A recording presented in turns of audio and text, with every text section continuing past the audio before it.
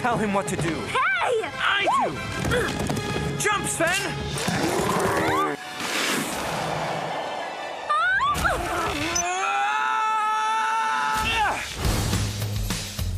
Hey guys, I'm at the Walt Disney Animation Studio at the rigging lab with computer genius Greg, who's going to show us how the Frozen team brought the characters to life. But before we start, what does rigging mean? Well, it is a kind of a complicated thing. I think the easiest way to think about it is what it looks like without a rig. It's just a sculpture sliding through space. So what we do in rigging is we actually add bones, then we put the kind of skin on top of it, and then we add controls for our animators to use so they can kind of craft that performance that you see on screen. Like Frankenstein. That's right. We're also responsible for setting up the face, kind of what does a smile look like. So Frozen was a particular challenge for us because it was one of our most complicated films ever. We had over 312 characters, which is more than any other movie we've made here.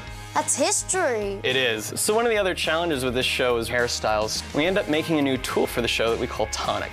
And what it allows us to do is to basically model the hair and to approach it in a way where we're actually building up the layers of hair in a very sculptural way.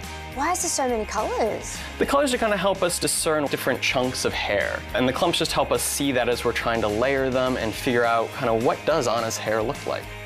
As we go forward, we take those clumps and we produce kind of the final hair. So you can see the hair really looks like what those clumps look like.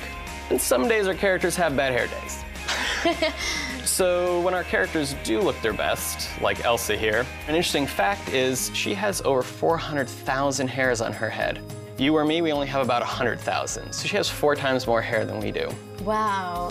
Once we're done getting all of our rigs set up, we go into animation. And animation is going to do something like this, where they're taking Anna and she's doing this nice stroll through the marketplace, but you'll notice the dress that's not moving at all. And animation's adding those draw-overs to allow us to see how they expect the dress to move. And it's our job to take this and to run cloth simulation and figure out how to make it work.